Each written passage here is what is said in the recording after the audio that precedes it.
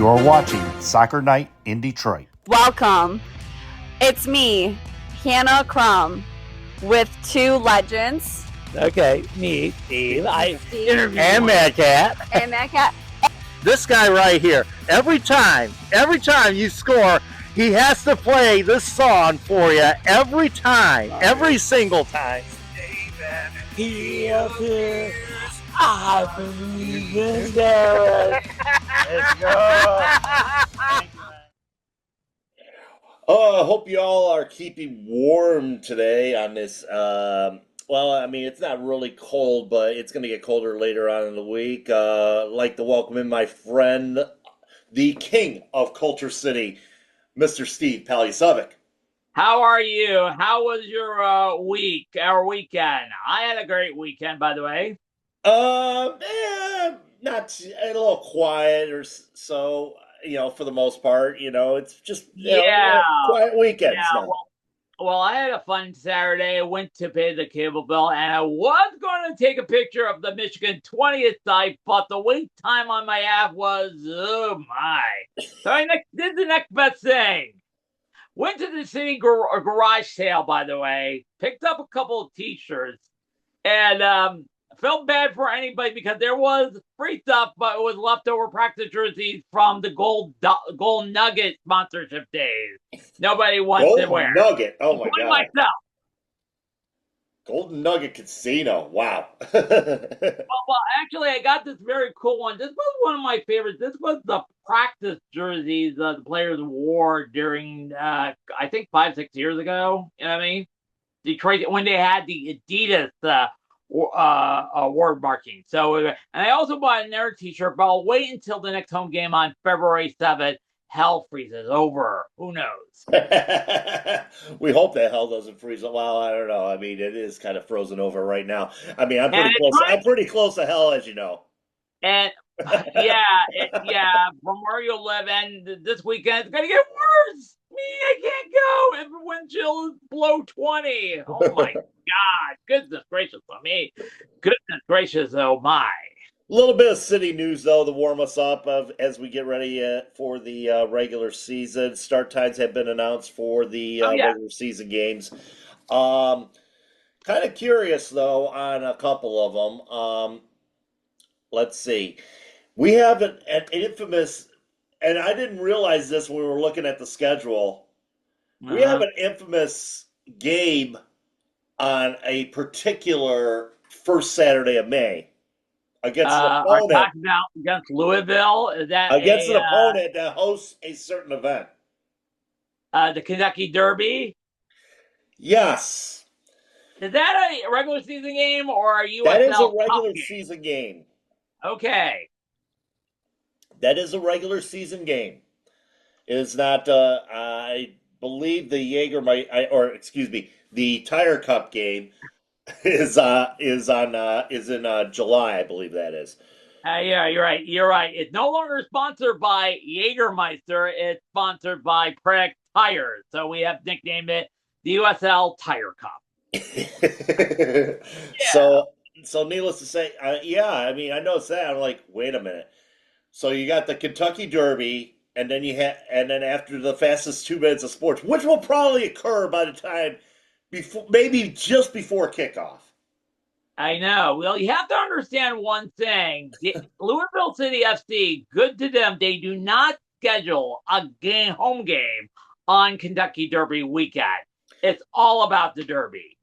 Full stop. You think that would be a, shall we say, a marketing ploy to get people into Lynn Family Stadium? We'll go on with a little bit of their tactics at another time because they decided to do something with their little supporter section over there. But you think it'd be like I said, a marketing ploy to get people in there to watch their club, maybe play a Friday night game or something like that. Same with Racing Louisville, get them to play a Friday night game or something, or some of the stragglers for Sunday and all that stuff. But no, Lou City decides that they're going to take their show on the road or be off that weekend. And they took their show off on the road against Detroit City. And from the start times to a lot of the games, and I know it could be adjusted because we have a tradition notoriously. The early season home games and the late season regular season game are held at 4 p.m. Summer, they are either held at 7 or 7:30. And I'm going to get weather nerdy, like the old school weather enthusiasts had. I looked this up on Sunday, the average temperature. I chose 3 dates. March 14th, which is the season opener against Brooklyn. October 10th, last game at Keyword. And I choose the date closest to the longest day of the year, June 21st. Well, guess what? It's going to be June 20th against, guess who? Louisville. And look at this graph I made up. Well, like I said, it's 41 degrees at 4 p.m. on average. You know what I mean? But if you play at 7 p.m., it's 38 degrees. A couple of degrees lower, but with the wind chill and the feel like temperature may be 20, 25, it could get a little chilly. And I noticed this. So on October 10th, at 4 o'clock, it's 62 degrees. Okay, a little bit warmer than 38. But at 7 o'clock, it's 58. But the weather could get nippy considering the winter is coming, and this always happens in October. But the reason why we play most of our summer games at 7:30, the temperature it's 76 on average at 7 p.m. But if you play at 4, it's 78, even higher. You don't want to, And June 20, have a medium range between 57 and 80 degrees. I forgot to mention the medium range. The range for March 14th range from 28 degrees to 45, and October 10th range from 47 to 64. So that's the reason why they schedule their games around, depending on what time of year it is. And a lot of this is going to have to constitute too with the women's team too. Of course, we share facilities, during the USLW season, and a lot of those, depending on the scheduling of what's going on, some of those games could be moved too because of that. We've had games in which they got moved to 4 o'clock, and then the women's game ended up being at 7 o'clock. We had a couple of those since last year. Yeah, you're right about that. Yeah, I could remember a couple. But sometimes it cannot be. Remember a couple of years ago, our home opener was delayed by 4 hours because there was a rainstorm and it flooded Keyword Stadium. We couldn't play at 4 o'clock. We had to maintain it by 7 o'clock, which was an early season game. It was okay. You know what I mean? And I remember the, quote, Keyword miracle when it dumped 5 inches of snow. The entire snow was covered on Army stuff out the snow. As well you probably know. Well documented on one of the earlier episodes of Soccer Night in Detroit. You're right. A miracle. A miracle. Wasn't really too much of a miracle because I think Colorado Springs did the same thing for their opener. Yeah. You're right. Which some of the supporters would come in and help shove it off the grounds. I remember that really well, and you have to, if this was the new school calendar, the international schedule against the year-round calendar, they would not play in this crazy weather, because I was reading the northern teams from our league, mostly in the Eastern Conference. The lows were anywhere between 4 degrees in Pittsburgh, Indiana, and Pawtucket, Rhode Island FC, to 13 to 16 in Hartford, Brooklyn, and Loudoun. That's why they were saving the last two, or the most of December and most of January, as far as when MLS decides to flip the schedule and go with the proper calendar in 2028. And don't forget most of February, because they won't restart the league until February 28, when the new international schedule happens.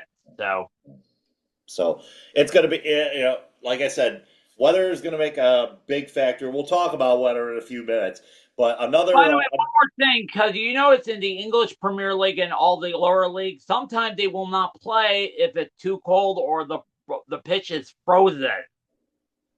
Safety of the players. Safety of players, and also the fans as well. You know what I mean? Yeah. Safety of the players first in mind, and the supporters as well. So, right. Women's news.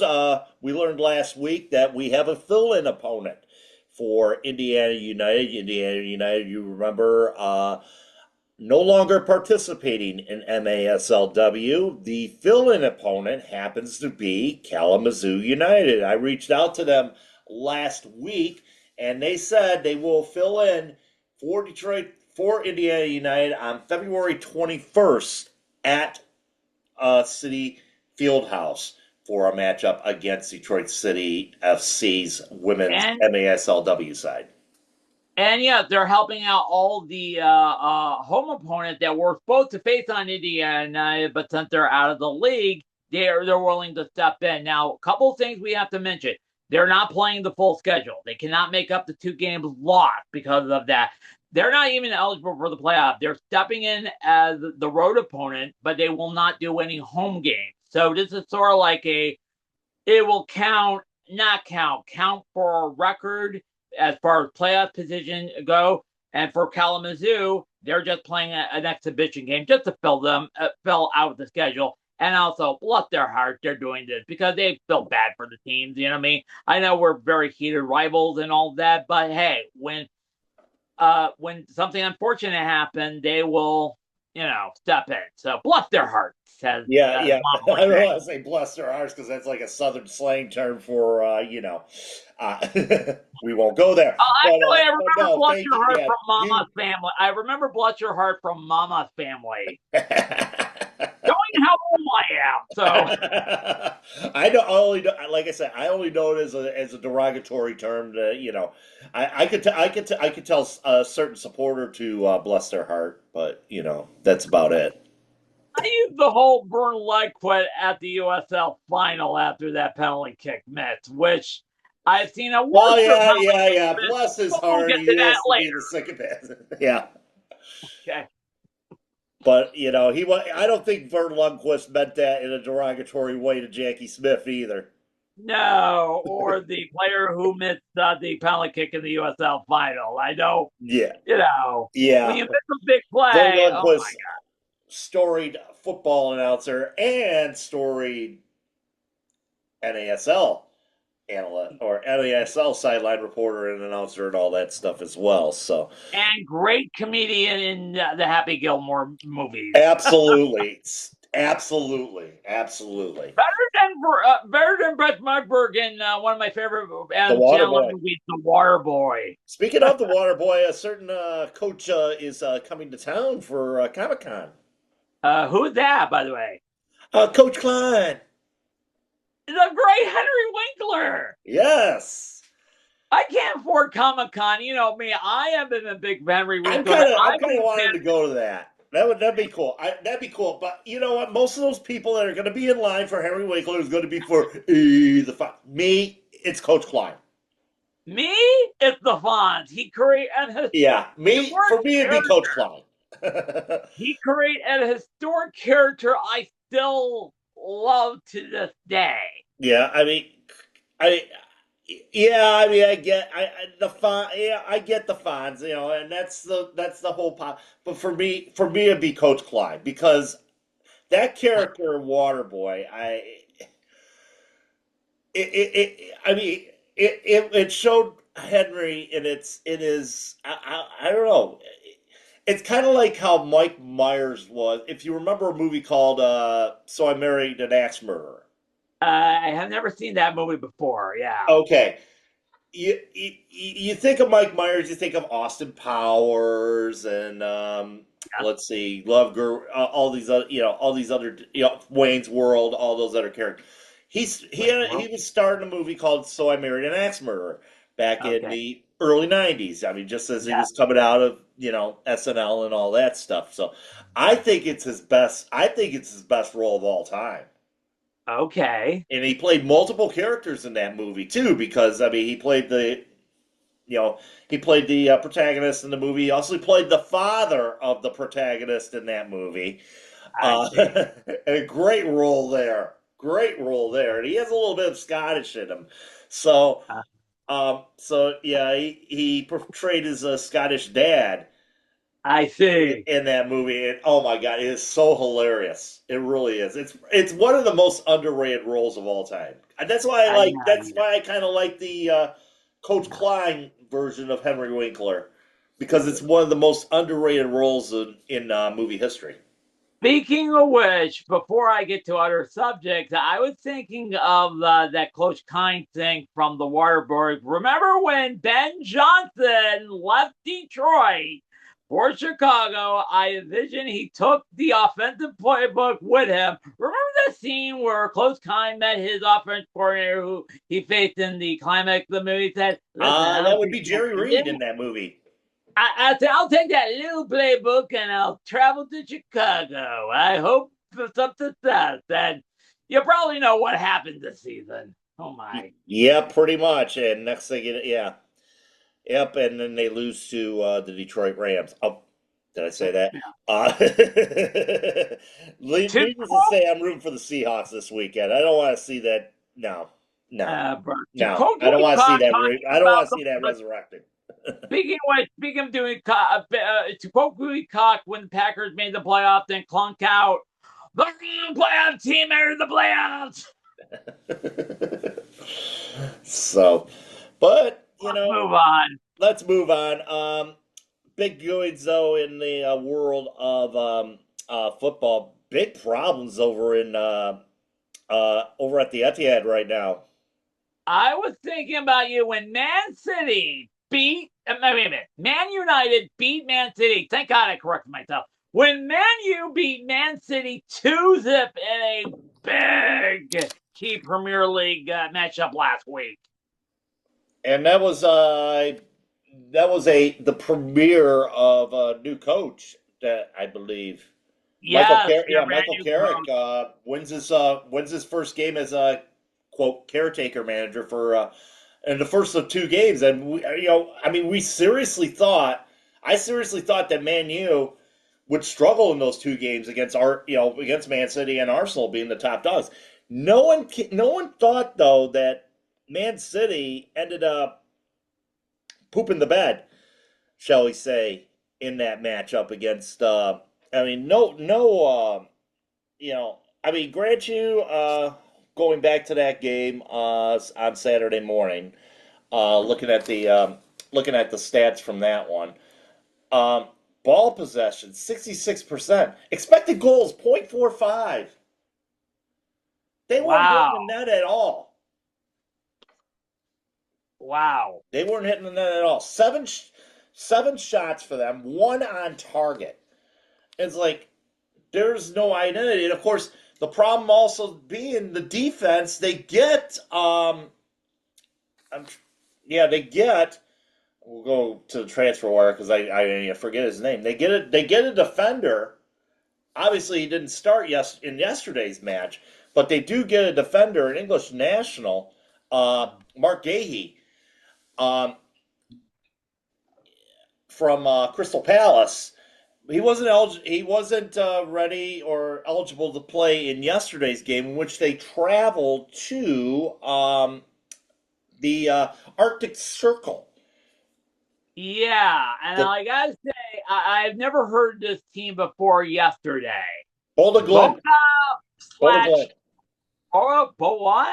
Boda Glint. Oh yeah, that's in Norway, the far north of Norway.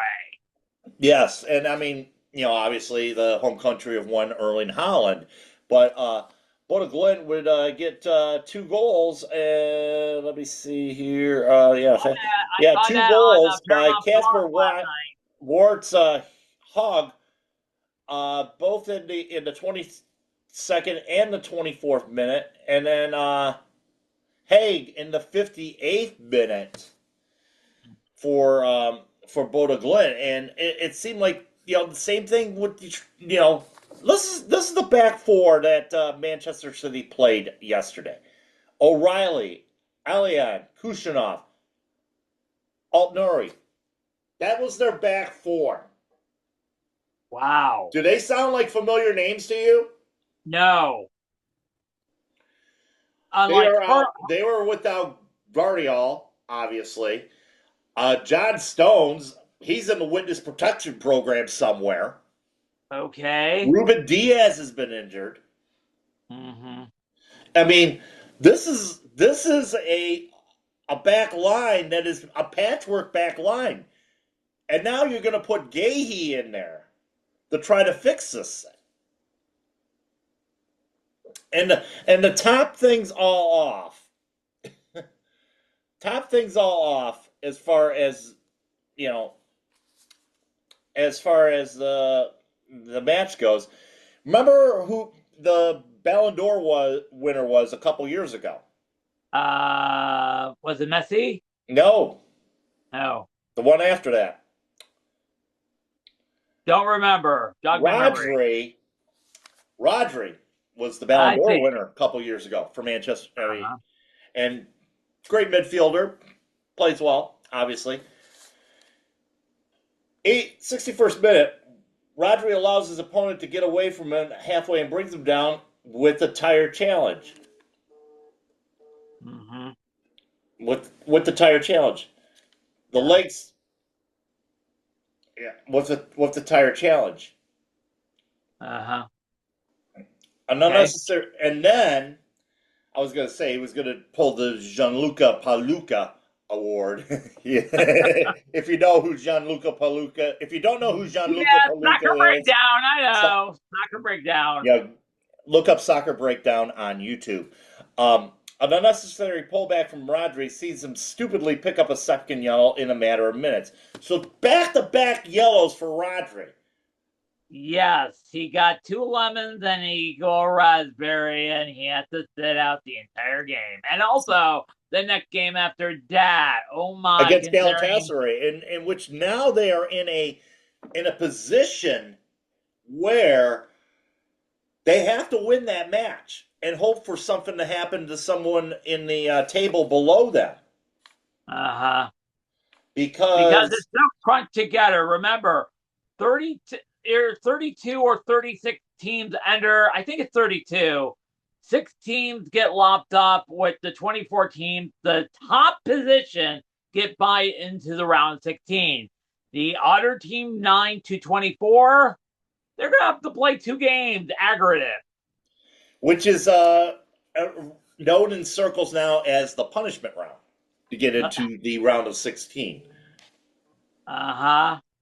Why, they have to win both their games or have to have more goals? Or they have to win on aggregate. I know.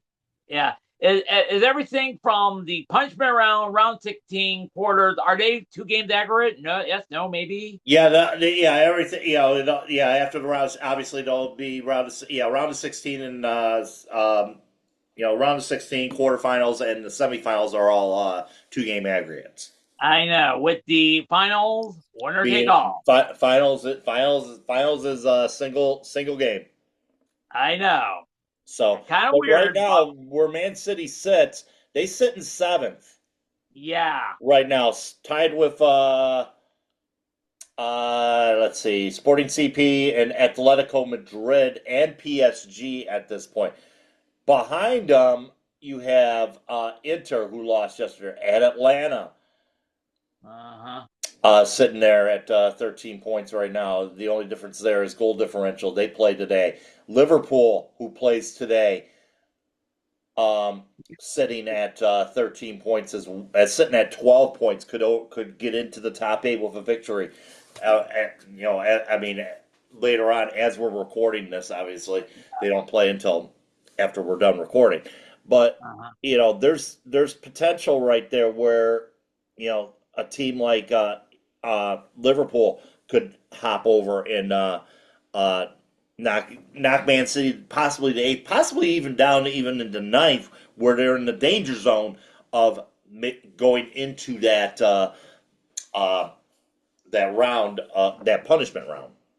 I see. I know. Yeah. And a lot of uncertainty too, as well, with Man City right now. Who knows if Pep Guardiola is going to be there at the who knows if this is going to be his last year. A lot of talk has been swirling about.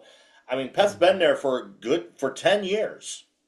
I know, a long time, and helped with the surge of Manchester City. I mean, you had Mancini, and you had Mancini that started off back in 2012, obviously, with the miracle, with the the miracle. I wouldn't say the miracle, but beating out Man United for the title, the first title in 40 some odd years. But Uh, you now look at Manchester City. Now they've become a better team under Pep Guardiola, and obviously the money coming in too doesn't hurt either. no, yeah, It's yeah. Yeah. Speaking of which, their next opponent is Wolves. They should get back on track this Saturday, but you got to Yeah, think though. Wolves is an easy gimme, but listen, they could steal points or a point, considering they're 3 points behind the worst season in Premier League history. They have the team, I think, I can't remember the team, have 11, and that was 20 years ago. So they're 3 points away from getting out, but they could still be relegated, literally, by the They way. still could be. Wolves can definitely. I think Wolves is pretty much done. Probably not stud, yeah. And by the way, I, speaking of the standings, one team has been eliminated from Championship League. The team that sent Celtic to the Europa League, they're dead last place. yeah, and Villarreal also has 1 point as well. I think they're pretty much done. Yeah. Like and don't the- forget, Celtic plays tomorrow in a Europa League game. They're in the danger zone of the punishment round and worry about the rest of the Scottish League. Hey, it's better. I was gonna say, I'd rather be in the punishment round of that as opposed to being out. And of course, we've known of Celtic's troubles as we've documented Celtic's troubles as of late as well. Yeah. So, And before we move on to another big cup that happened over the weekend, I didn't never mention St. Pauli because St. Pauli is now in the danger zone. They lost last week. They're in last place, which is automatic relegation. the trials and tribulations of our favorite clubs. Tell me about it. But this morning I saw highlights. Probably one of the most talked about final over the weekend. The African Conference of Nations. They held their final between Senegal and Morocco. And holy cow, this was a pressure cooker. Indeed, it was. Let's go to, let's preface this with the fact that what African Cup of Nations hasn't been controversial? Look at the highlights I saw. It was pressure point. They had a lot of great chances. It was a scoreless first half draw. But the second half, oh my God, including a controversial call that directed the penalty kick. And let's build it up. So let's start off here in the second half. Final moments of normal time. Senegal believed they had scored a title-winning goal through Ismail Sarr when the referee had blown the whistle for a soft foul on Akraf Hakimi, making the goal reviewable by VAR. And of course, they obviously in the build-up there was a foul in the play, so that goal ended up being disallowed. However, yes, I saw that he gave him a light push. Literally, it hit the goal post, rebound, score, but that didn't count. So minutes later, though, Morocco was awarded a penalty after VAR review for a challenge on Brahim Diaz. In protest of the decision and the previous disallowed goal, the Senegal players walked off the pitch. Oh my! Led by coach Pape Thiaw. And it caused about a 14-minute delay in the contest. It wasn't until Sadio Mane, if you know who Sadio Mane is, obviously you Liverpool fans know him. He directed the players to come back to the pitch at that point to continue the contest. But once play resumed, the penalty kick obviously they went through VAR and all that stuff, and of course penalty kick had to be taken, so they take the penalty kick. After play resumed, Brahim Diaz missed a Panenka. Probably one of the softest penalty kicks you've ever seen. Honestly, to tell you the truth, when I saw the highlight this morning, I said, what the hell? What? It wasn't hard enough? Like, holy cow. That was one of the most easily spelling shot ever made. The Senegal team did it. Wasn't hard. What the hell? Yeah, and it was, and mind you, it was not set up or anything like that. It wasn't really set up. He wanted to take the Panenka, but however, it ended up it ended up costing him in the end for that match. Oh my. Yeah, it ended up costing him. So it was just a simple mistake. It wasn't in favor of Senegal or No. whatever that is. Panenka taken, obviously missed, easy hop to the goalkeeper, and then we go into extra time. That was so freaking easy. He had a chance. He said left, right. It was down the middle, and it wasn't hard enough. Like, oh my God. You thought the angle in the USL penalty kick, USL final was bad, but this was 10 times worse. Oh my. Well, I mean, Luka Doncic, or Doncic's head was a solid effort. Yes. Yeah, that was a solid effort. This Yeah. one, not so much. No. Papa Gaye scored the decisive goal in extra time for Senegal, giving them the AFCON championship. However, at the end of the there was some off-pitch chaos as well. Where Oh my God, I didn't see that. you got ball boys taking away the Senegalese goalkeeper's towel. Oh my. Clashes between fans in the stands. Oh my. Between some Senegal fans and police and stewards and journalists were even getting into it as well. Charlie! Oh my God! They take their football real seriously over there. Good heavens! Good heavens! I didn't see that in the highlight patches. You No. probably know they kind of removed all the chaos afterwards from the highlight patch. I'm gonna have to rewatch that if I can find it on YouTube. Yeah, but yeah. You won't see the behind the scenes. Yeah, you won't cow! see the behind the scenes. Stuff like reporters fighting with each other in the press room. You won't see that. But This is needless sort to of say, like it was just a wild match, and like I said, I underscored it saying, you expect the unexpected when it comes to AFCON. But the CAF, the Confederation of African Football, and our buddy Johnny Infantino condemned the scenes as unacceptable and have launched a disciplinary proceedings against Senegal, which included basically, I think they put sanctions on the coach for Senegal's coach. All right. Pape Teo. I think the CAF has put sanctions on him. Royal Moroccan Football Federation has also stated it will pursue legal action regarding the walk-off, claiming it impacted their team's performance. Oh my! Remember that delayed everything. 14 and probably in the goal shooter defense. It ruins your rhythm. First of all, it really does. It's like icing the kicker.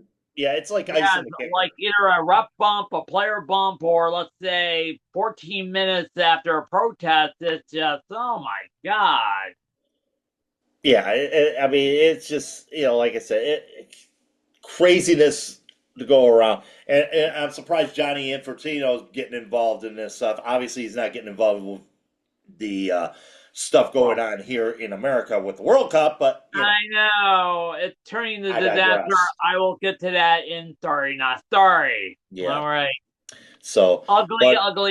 Yeah. Very ugly. Very, very ugly indeed. I think he called it an embarrassment to the game, and they take these they take these issues with the game seriously. Is what I'm not quoting him or anything by saying that, but it was just actions pretty much detrimental to the game itself. I know.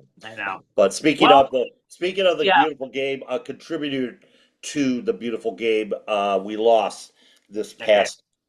past week, and as a Detroit City fan, and we've had connections with that club in the past through the MPSL days and the Members Cup, even in the early days of NISA as well. The early days of our involvement of NISA as well, we had involvement with this club, and that would be the New York Cosmos, and the owner of that club passed away last week at the age of 76 after a prolonged period of medical treatment. He was Rocco Commisso.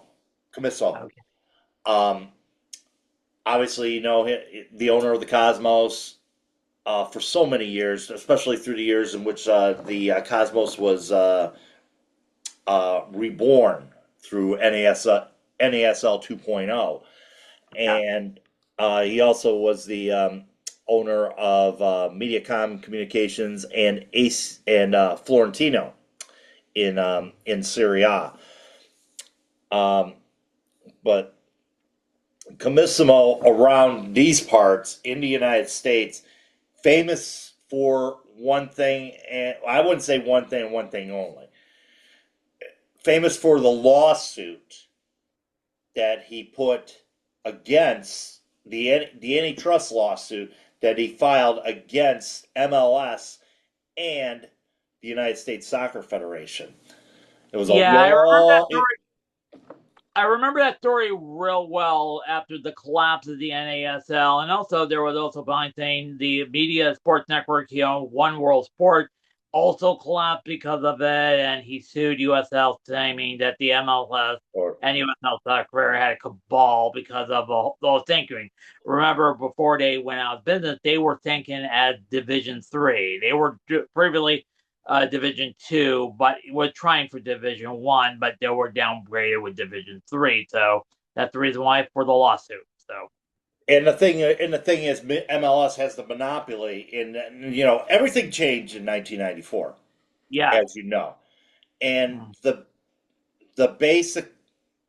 basically, we were told that in 1994, when we had the World Cup, MLS was created a couple years later and all that, and became the top league. Yeah, it was a must, because if you want to own the World Cup, you have to create a Division 1 league like MLS. And at the time, we had no Division 1 league. No.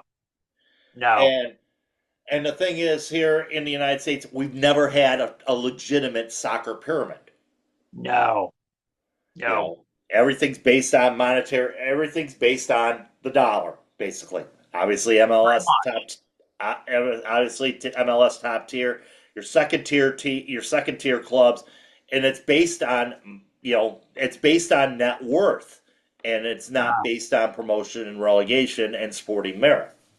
Yeah, you're right about that. We don't know that the hard way. And what Commisso was trying to do is file an antitrust lawsuit against MLS because they felt that they were blocking teams like the New York Cosmos from going into Division 1 based on their sporting merit. Oh yeah. And the way the pyramid, as you know, is set up by the United States Soccer Federation, it's because it's based on a club's net worth. So he wanted to try to change that, and that's the long legacy of that. And of course, obviously he had to. It ended up dissolving the NASL because of it, because they wanted to have that pyramid where their champion or whoever it was could move up into, say, like MLS or whatever it is, instead of having, say, like Portland Timbers being in the USL. They found an owner or whoever, they found some money, ended up going into MLS. FC Cincinnati, same thing. Nashville SC, same thing. Orlando City, same thing. You know, it And wasn't. Boys New York Cosmos, not same thing. No, exactly. They wanted to do it on sporting merit, though. But you think though with Comissimo, Yeah. and we're going back to that. The Comissimo lawsuit refers to the antitrust lawsuit filed by the defunct North American Soccer League and funded by its chairman Rocco Commisso against Major League Soccer and the USSF, alleging collusion to maintain MLS's monopoly, which ended in a decisive jury decision favoring the MLS. Uh-huh. And basically, what ended up happening was it pretty much bankrupted the league. He funded the suit. Basically he backed the suit, and he's trying to push it. So basically, he was fighting for like a pro rel standard here in this country. When you think about it, because he wanted his Cosmos to be part of the top league. Uh-huh. Yeah. It's basically what it boiled down to. He wanted his Cosmos to be part of that top league. I know. And if I remember, and the thing is, you think it sowed the seed to what USL is trying to do. you're right about that, because the lawsuit was dismissed after almost 7 years. And by that time, the league was totally gone. You know what I mean? And everybody's been following USL soccer, like myself, yourself, and everybody here in Detroit. And if I remember, and then a week later, the USL said, "All right, let's do this idea." So we're in the early process, almost a year in, of see how this whole Pro Well will work with the new Division One league, the championship, and League One. So obviously, things have got to be taken care of in house, with USL and all that. But now you have the fact that you have the MLS thing. Their pyramid is basically top tier. Your top tier is obviously MLS. Your second tier, which is technically Division 3 in the U.S. pyramid, is MLS Next Pro, which is minor league soccer. Yeah, and we have become lucky getting a lot of players that come from Next Pro to USL. Yeah, we've been which is lucky. basically a minor league soccer. Nothing based on sporting merit whatsoever. They might get the colleges involved and all that stuff. We'll see that going forward. Yeah, it's the rookie league, literally. Yeah, exactly. Pretty and there's talk about. I think there's a report. I can't remember the name of the report, but they're trying to revamp college soccer. Yeah, literally, like conference be damn, literally. Yeah, and try to make it more linked to the top leagues or whatever it is. Where USL's trying their own pyramid in their own ecosystem. Yeah. The MLS obviously is going to stick to the current US standards and all that stuff. But you think that USL's actions and their ambitions spawned off from what Comissimo wanted. You could say that. So they decided, and considering they have a bigger platform, you know what I mean? They said, well, let's do it. You know what I mean? Commisso didn't go over the finish line, but I think a lot of the people at the USL HQ was going to probably see it through. Who knows? It's not like the dream died with them. Let's just put it that way. Yeah, you're right. The dream didn't die, considering that we're the only few soccer country in the world that doesn't have pro rel. You know what I mean? And it have worked so many times in England, perfect example, Italy, Germany, and all that. With a couple of quirks with the promotion relegation. Even worked in Mexico. Yeah, you're right. In Mexico until they abandoned it during during COVID. But there's talks that they're thinking about bringing it back. Are you talking about the spring league, summer league? No, I don't know. I'm talking about Liga MX going back to promotion relegation. Ah, I see. Yeah, they're talking about bringing it back. Oh my. Okay. So, and I don't think I'm not too versed in the CPL to see how they are as far as promotion and relegation go. Are you talking about the Canadian? Yeah. I think it's similar to MLS. No promotion or relegation. No. I mean, there's very few teams in that when you think about it. You're I mean, right. it's not like it's not like 30 teams like MLS has. I mean, there's like maybe like 10 or 12 teams or something like that in the Canadian Premier League. Yes. I'm not sure as far as that goes. And of course, Canadian Premier League making big news. Maury Donor, Marcelo Polisi going back into the league. I know. And despite And failure it did of work for them. Obviously, it did work for them in USL. So I know, and after the failure of Valor FC in Winnipeg, they're going to add a team in Vancouver.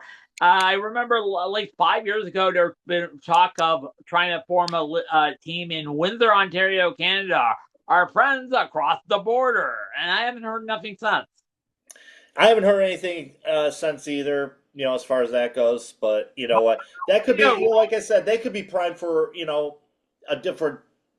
Like I said, they're in the infant steps right now. Because I think they tried a professional league back in I want to say the late '80s, early '90s, and that didn't work out back then. Yeah. So this is like a second attempt to do that stuff to try to establish a professional league in Canada, and this is still when you have 3 MLS teams in the country with Vancouver, Toronto Montreal, FC, and Toronto. Montreal. Yeah, that's where Danny Dico came from. Toronto. He spent almost a decade and a half there before he moved to USL. Absolutely. Okay, we're gonna take.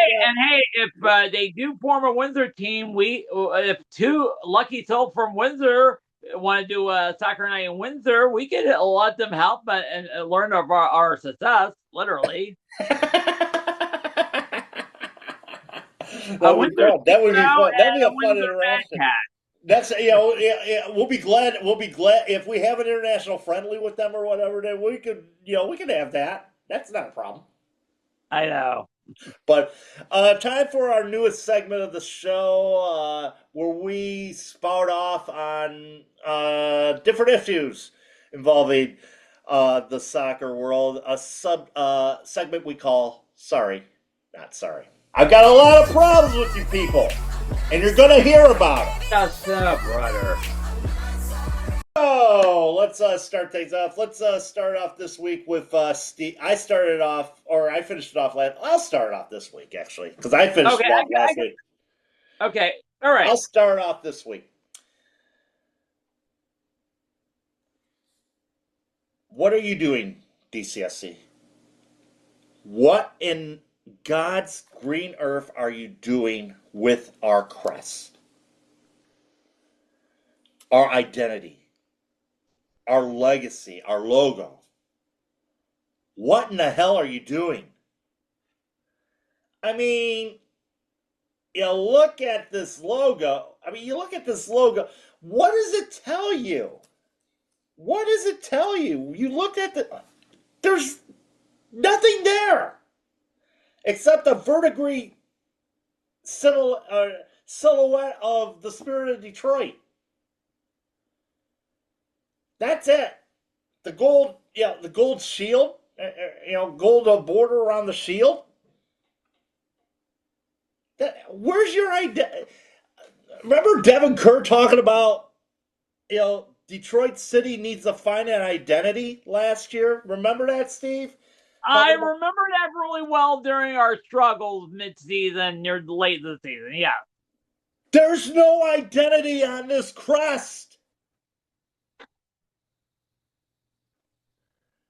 And I begin to notice that on social media, you have let's say it, a naked crest, no DCFC word mark on top, no fleur-de-lis, no detail on the legendary statue in front of the city council building. Nothing. It's just a deal with the Spirit of Detroit. What the hell? Yeah, it just, I don't get it. I really don't get it why they're doing that. And okay, if it's a secondary thing, okay, I'll accept it as a secondary thing. But this is the crest. This is what we know and love. even though it's kind of blurred out. I've got it on the back of one of the scarves as well. But that's our identity. The Fleur de Lis. We were a city founded by the French back in 1701. The spirit of Detroit. It has character. It has detail on it. This abomination right here is lifeless. Yeah. Find an identity with this thing, folks. Find an identity. This is the crest we want. I know, and I'm thinking, and I'll say this right now. Last year I saw a T-shirt. I remember the back T-shirt have half of the city crest with the word Detroit City FC without the top half. You question, is this they're doing a rebrand before they go to Alumni Field in 2027? Oh God! Did you have one of the? Did you take one of the Santa shirts when they were here? No, I did not. Those were an abomination as well. What was it? The $60 T-shirt by them or whatever it was. I can't afford $60 for a T-shirt. I got this T-shirt with the original logo for $15 last week. But no, they were trying to do that. They were trying to pawn that stuff off and all that stuff, and have the supporters wearing their stuff like that. I think some people, but Santa. Are you talking about the skeleton crossbone? Wait a minute. Are you talking about the skeleton crossbone T-shirt? I'm thinking that's what it was. Yes, I remember that wearing that T-shirt. I remember that pretty well. I still have it in the newsroom. Yeah, I'm thinking it is. But they wanted to try to bastardize the crest or whatever it was and all that stuff, and try to get the supporters to go along with it. I remember that. I think this was like 2 or 3 years ago or whatever it was. I think I still have the T-shirt. Mm-hmm. I remember with a different Detroit City FC with the skeleton of the Spirit of Detroit statue. I remember that pretty damn well. Yeah. Don't mess with perfection, folks. Don't mess with perfection. This is the perfect crest. I agree. That's all I'm asking. Don't ask. But that statue is famous all over the world, literally. And I remember there was a really great when they installed it at the base in front of the city council building. You could find it on the Detroit Historical Today website or YouTube page, but very interesting. Very interesting. There's 2 things you don't mess with in the city of Detroit. What is that? The Spirit of Detroit and the Old English D. Oh, hell yeah. So, all right, Steve, what do you got? Well, you probably heard the familiar phrase, F around and find out. We have heard this over and over during these last... Sounds like the motto for Livingston County. Yeah, the last 13, 14 months after this nightmarish term started. Well, I remember a couple of weeks ago, well, actually 2 months ago, about a month ago, when President Taco McFuffy, I won't say his full name to protect everybody's ears, got awarded a perpetuation trophy created by Johnny Infantino. That was back December. Well, things have changed. We invaded one country, now trying to invade another country, and the guy have lots of dying. And now, last week, some mid to some high-level people questioning, what the hell? We awarded a peace prize and he's starting wars? Like, what the hell? It looked like it was a dumb decision from the beginning. I remember when they announced that they were awarding a peace prize, my back of the head is saying, oh my God, they're going to award to Taco McFuffy. And I'm just saying, I was right. Everybody saw it from either 6 or 9 or 10 or 20 miles away. And now it's becoming an embarrassing joke with a lot of lower level officials of people putting their hands in their face. Like, what the hell did we do? It's just embarrassing. It's just a one-off just to tell the count because he didn't get the Nobel Peace Prize. And now he's going after Denmark and saying, well, that's the reason why we're in Greenland. Because you didn't give me a peace prize. How fucking stupid dumb that could be.